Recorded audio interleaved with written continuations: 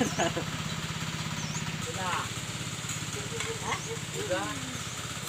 thế à? Nói chứ chờ đuổi lại chỉ nữa à?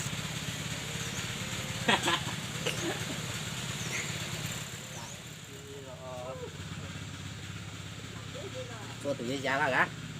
Ô, đó chỉ phụ lùa vào tao xả. Được.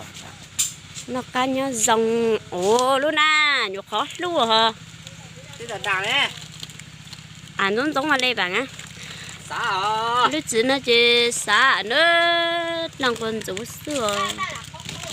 Mất cái tay, cái phần một con nó quay cái tay. Tí nó ư. Những thế mà nó tí rau nó tí ư. Mình sợ e.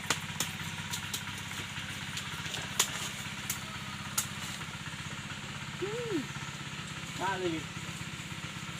Đúng không ạ?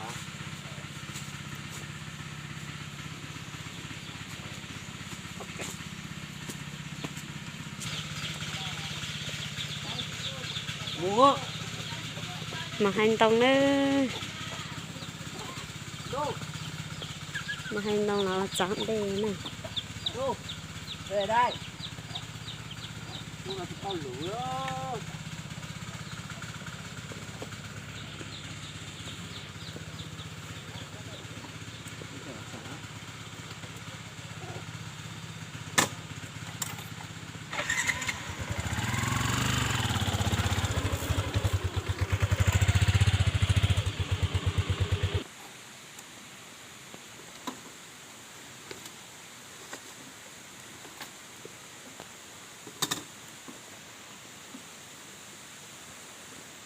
Nó sẽ chia nó lại sẽ lấy một cái nước chia này.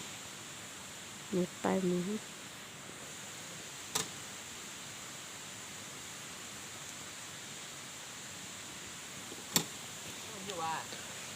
Chị bao liền, còn mất cho cái gì, chẳng dùng đủ chê. Cái lúc chơi dùng cầu á, bảo liền là mất lấy sành lụt đó, sành tao nó ba anh khẩu sáng ra ba. Lúc chơi đỡ chê, một số chị nó chê một chị lấy nữa, một chị lấy thì mất cho nó một tấn.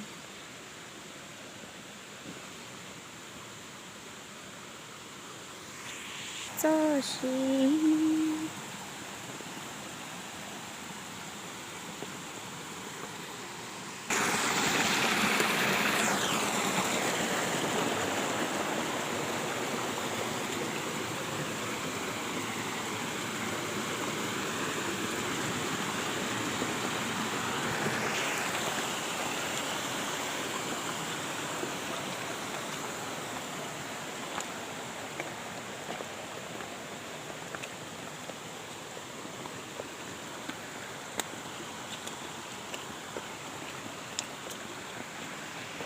lạ á vui à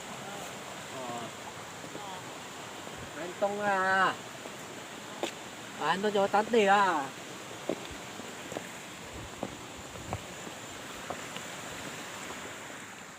hành động là chị biết chị muốn nó chị muốn cái sáng nữa.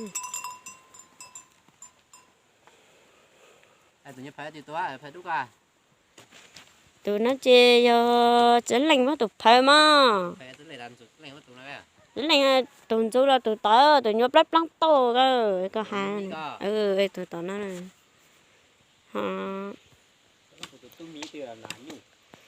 tụi tôi mi hay dám mang ở bên này như nè tụi lúa là nè xem tụi gì bảo tụi nhau tụi chứ nói cái bù rong cho cái tụi mi a cái tụi mi a được tôi cái bù rong nó cho ít tôi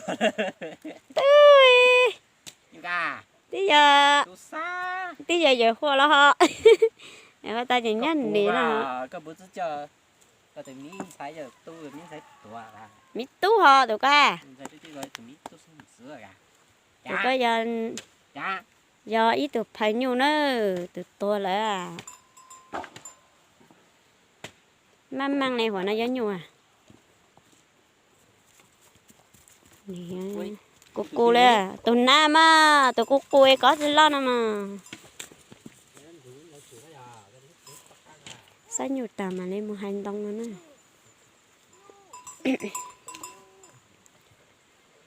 là cái nhà nhà gì nó bên tôi bây giờ tao khởi nào nghe để cho ăn tự nhiều nó dính nông nhớ có tôi sao sai tôi nung nhớ nhiều lù lù bao nhiêu đưa cũng bao nó cái này bao à tôi bao là nè bao sai thật thằng pe này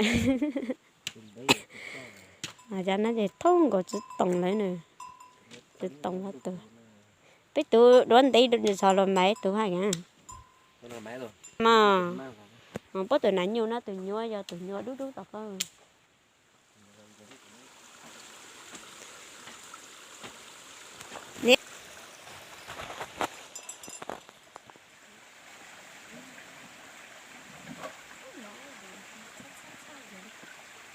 rất sai rồi nhỉ chỉnh đi tiền đấy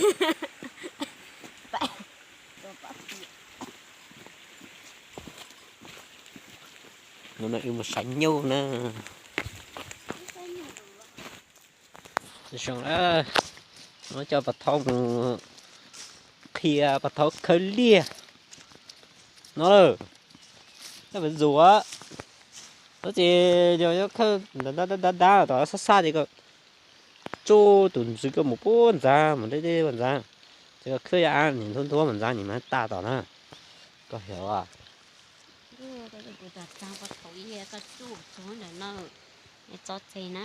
chị bảo chị ui nó làm gì nè con rằng á giờ thấu với ông cá cho cá mà nó chỉ giờ tao ý à ví dụ tao tao nó xa tao nó kề tao nó xa này cái chủ chủ tuần chủ nó một đê bốn ra cái ăn cái khơi tao nó xa mà những thua vậy là đã đáng một con rắn gì mà đi ta nó chỉ giờ mà có hiểu à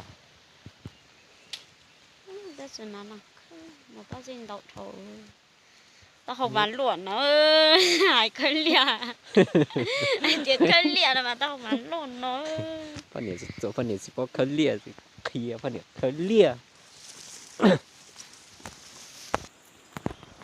như là bố dâu bố nhớ cái nhau bố là ta nó là bố cho hú cho dâu tua xử mi sầu cái cho dâu tua bố giữ cho chí bây cho dâu xử tua sáu chứ giống thế à ha bố chờ đỏ bố chơi tua lúc cá rồi bố phô tăng không biết muốn chờ bố chờ đỏ mà bố cho tôi lúc học bỏ cái lưỡi nhờ cái hú xưa chờ rau nó chỉ chờ ta nữa chờ ta chỉ lấy nó nữa để ba rong có sắp lại liền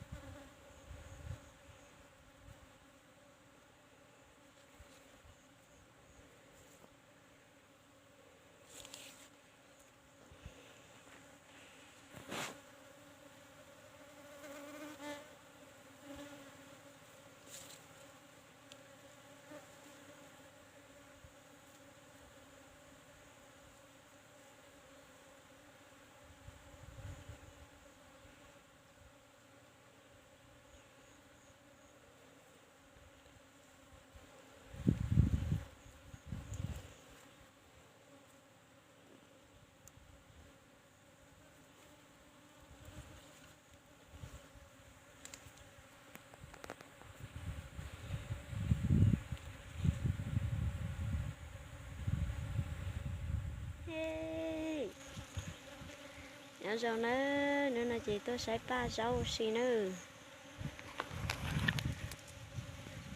chị ba rau nó mà không có sắp lại liều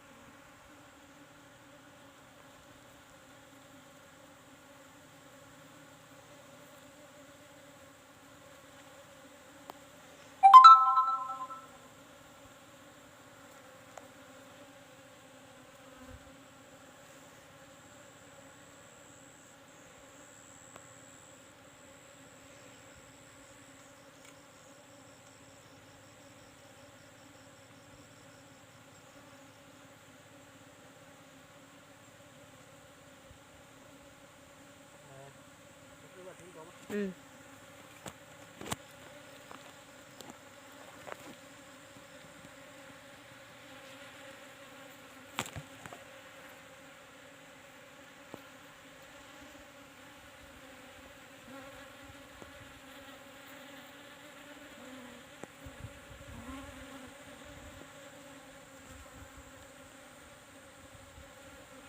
nãy giờ đó chúng nó có tao vậy